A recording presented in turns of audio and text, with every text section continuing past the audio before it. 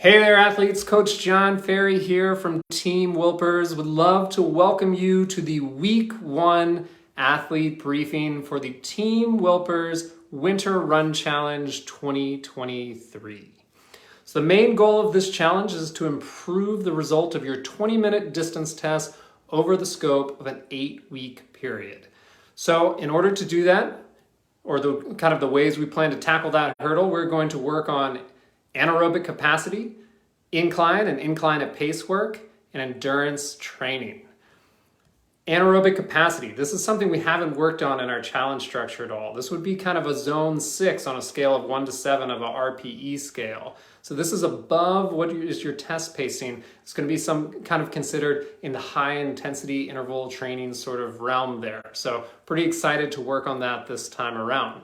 I really love to work on this with athletes, not only at the beginning of training seasons, but sort of at the kind of off season or entering an off season after long endurance events. So it works really well for shorter distance athletes. It works really well for endurance athletes looking to change their dynamic after a season. It also works really well for beginner athletes that are trying to gain some efficiency and some speed at the start of their running career. We're going to talk a little bit more about that as we go through.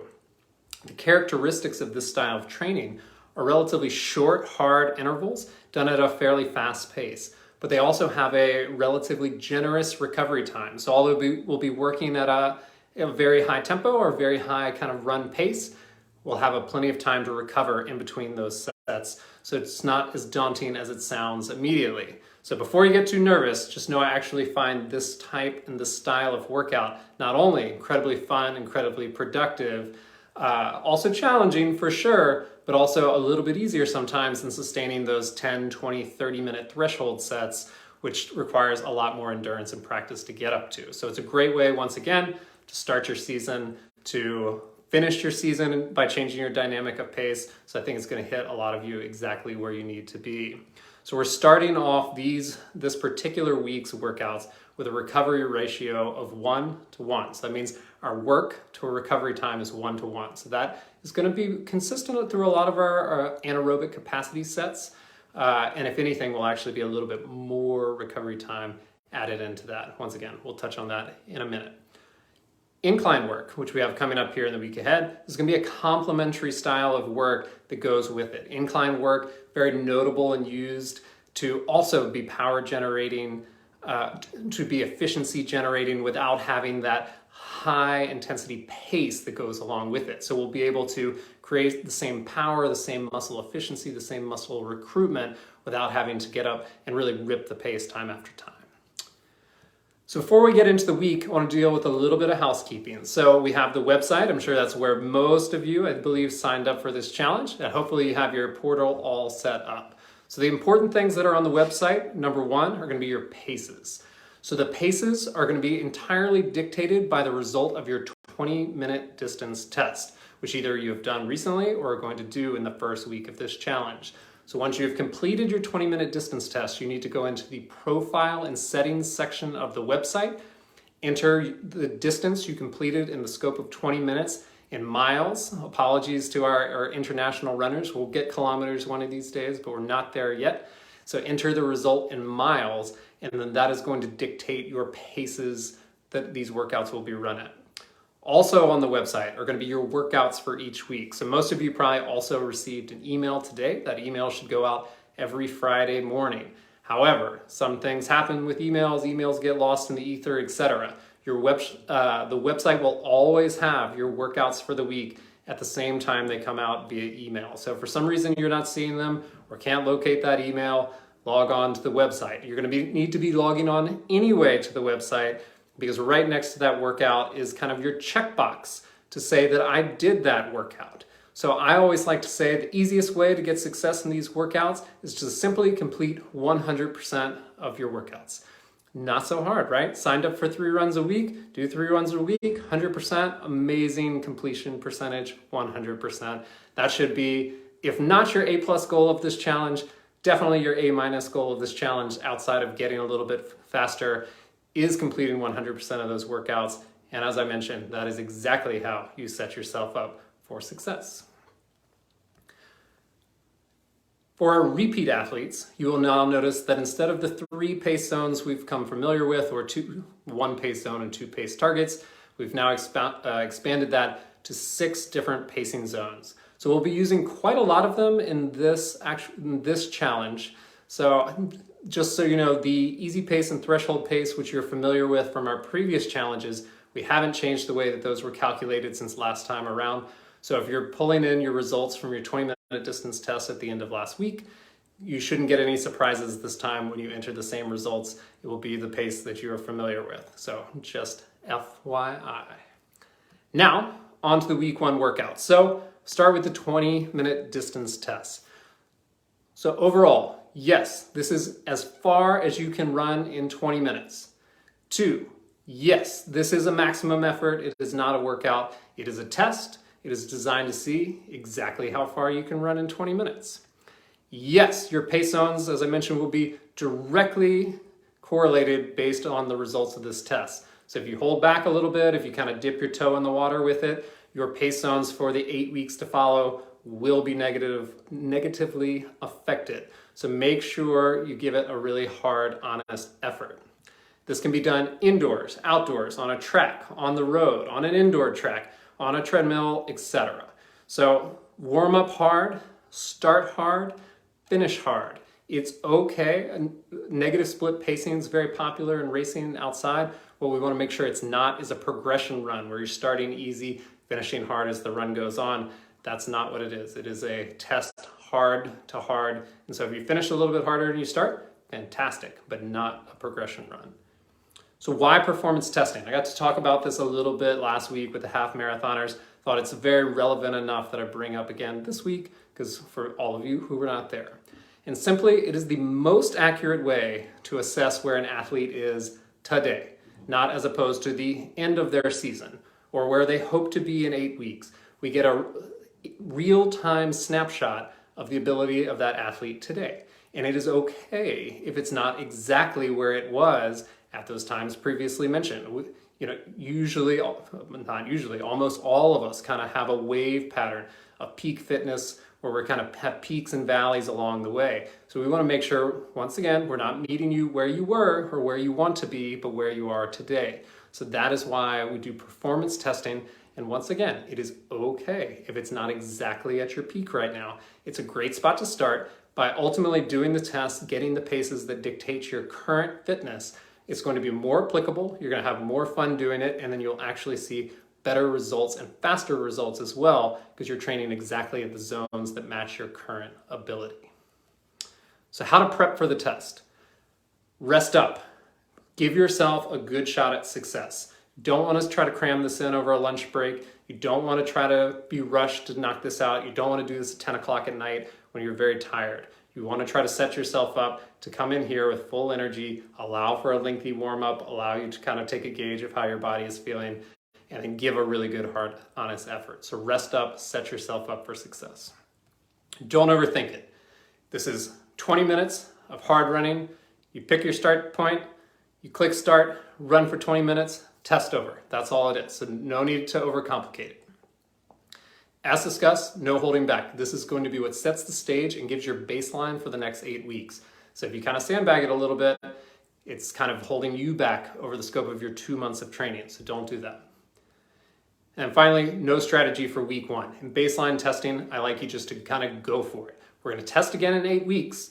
It's coming up. You go ahead and mark your calendar right now. Take what you've learned here in week 1.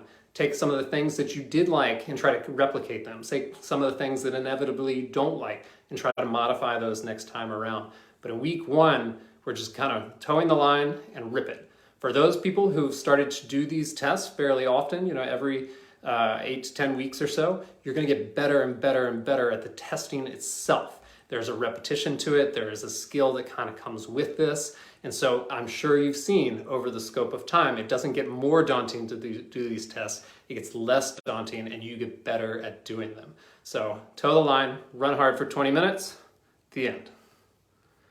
Option B, if you just completed our challenge that ended a couple weeks ago, tested within about 2 weeks, you can certainly use the test result from that last workout. And what you're going to do in which case is a 30-minute progression run, very similar on our testing days, where you're going to start at easy pace. You're going to hopefully evenly progress over the scope of that workout, finishing at threshold pace. So that means we're going to move through the range of our easy paces. We're going to touch marathon pace, we're going to touch half marathon pace, and we're going to finish just very briefly, at least a minute or two at threshold pace, and with the inclusion of a 5-minute cool down. So ultimately it's a 25-minute progression run going evenly from easy pace to threshold pace, finishing easy again with a 5-minute cool down. That's going to be your alternate workout if you tested at the end of the holiday challenge, not at the end of the fall challenge or the summer challenge. That's too long ago. You're testing again. So don't try to carry that thing through. Workout number 2, 30-minute interval run at an anaerobic capacity. So as I mentioned, we have not incorporated a pace of this, this kind of speed into our challenges thus far. Super excited to do it. Been wanting to do it for a long time. So much benefit. We're starting the workout with our lunge matrix stretch. So this, as you notice, is not a run. This is a mobilization routine if you've looked at it. You're going to need to learn this, watch it, learn it, practice it, and get good at it, because it's going to be a staple of our routine in this winter run challenge is this lunge matrix.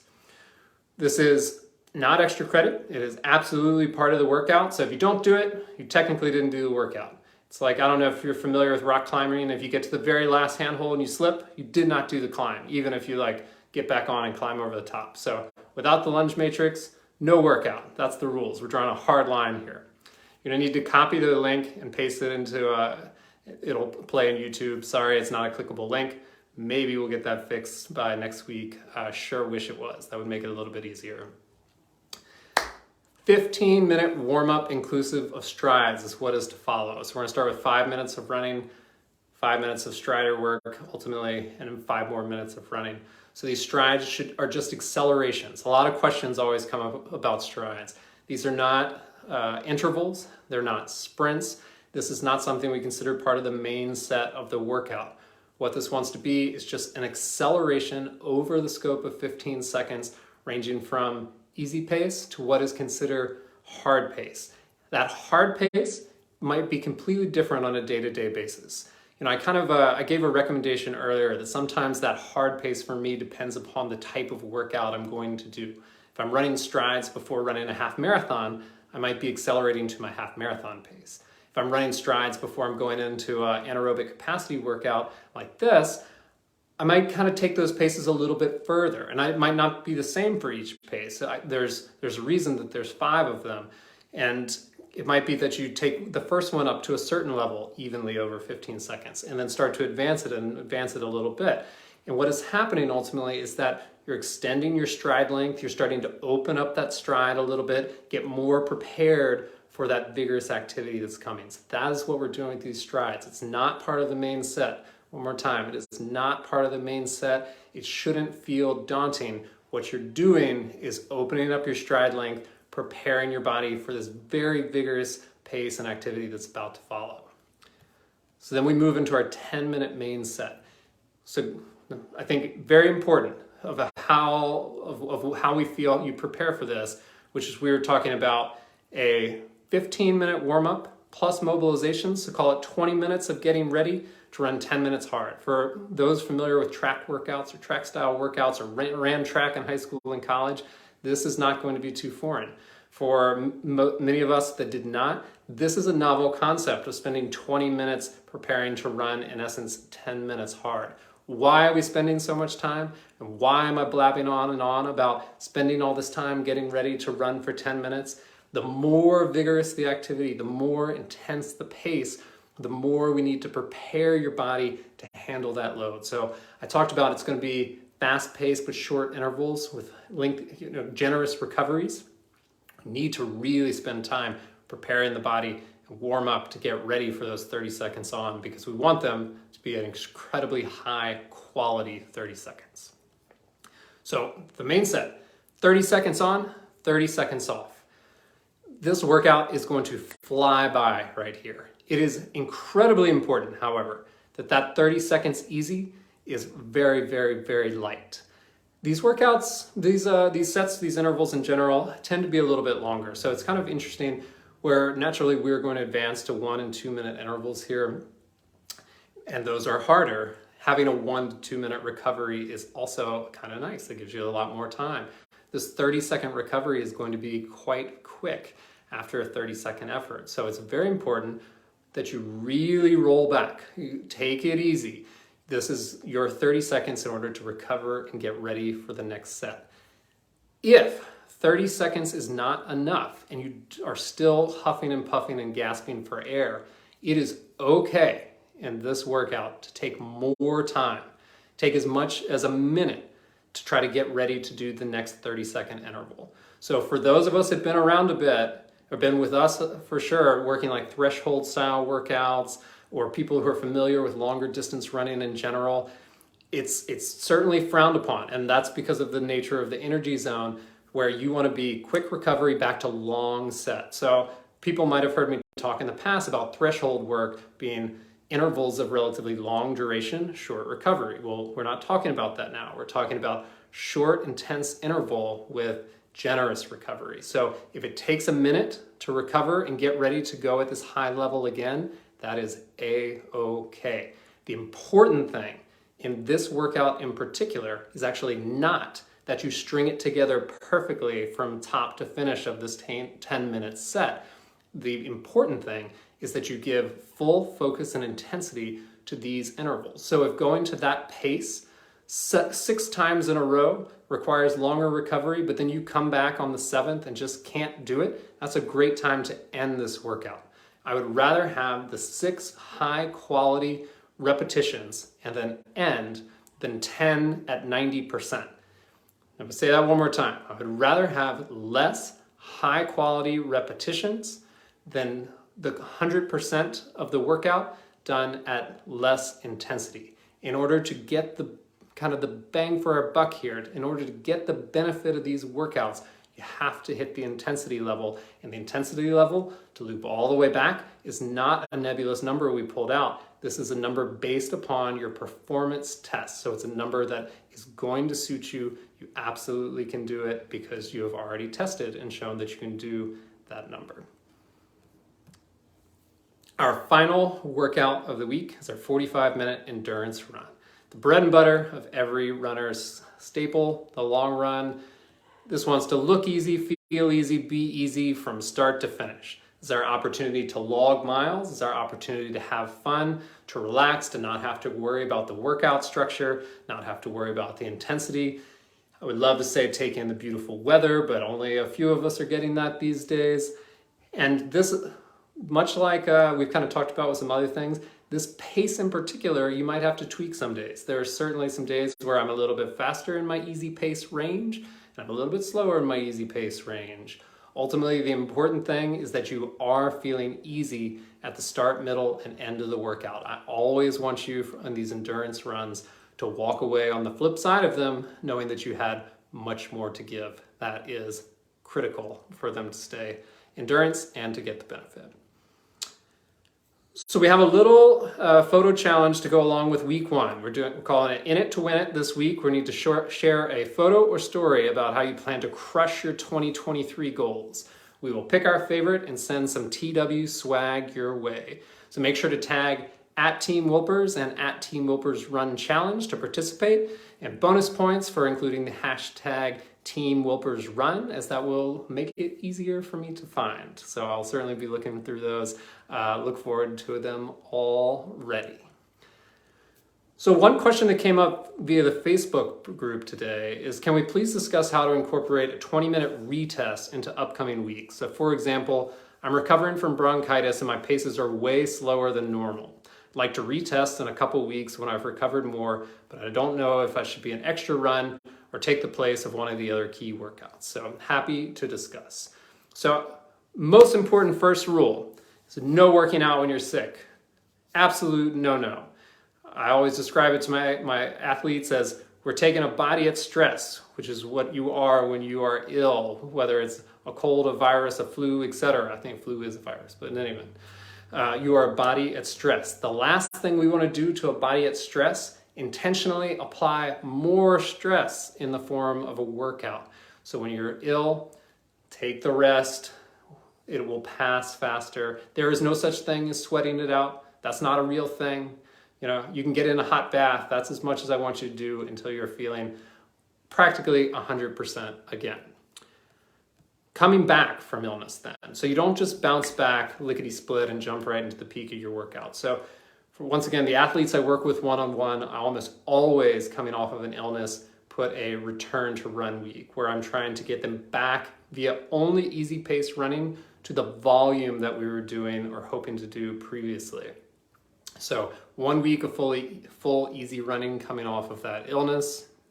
And then in terms of how fast you can come back, and in particular, what it means for these challenges of which week to come back to, it'll depend upon your experience as a runner and as well as your experience with these pace ranges. If you're very experienced in running up-tempo workouts and running intervals, it's possible that you might be able to come back right in the week that we are. If you're a little bit less experienced, no problem. Take that easy week. Make sure that you're being gentle with your body, getting back into your volume. The next week, you might need to pick up exactly where you left off, or even take it back a week, especially depending upon how long the illness kind of set you back, how severe it was. And there's nothing wrong with that either. You know, I talked about with performance testing, the reason, always wanting to kind of meet your body where it is today, and you have to do the exact same thing, be very conscious coming back from an illness. So feel free, roll it back down. It might slow your progression a little bit. That's okay. You know, as we come towards the end of this challenge, it's going to culminate with another 20-minute distance test. So if you don't make it all the way through week 7, it doesn't mean that you haven't made any progress along the way. It doesn't mean that getting through 6 weeks of the challenge and then testing on the what will be our 8th week isn't going to generate progress. It absolutely will. As a matter of fact, we just ran a 6-week challenge, the holiday challenge, and there was tons of progress. Really amazing things happened during that time period where everybody was very busy as well. So just note, meet your body where it is. Don't get ahead of yourself. Be very gentle, and great things will happen. Well, otherwise, ladies and gents, thank you so much for being here for the week 1 athlete briefing. Have an amazing week 1. Can't wait to follow your tags and stories, and hopefully I'll see you back here for week 2 next Friday night. Have a great one.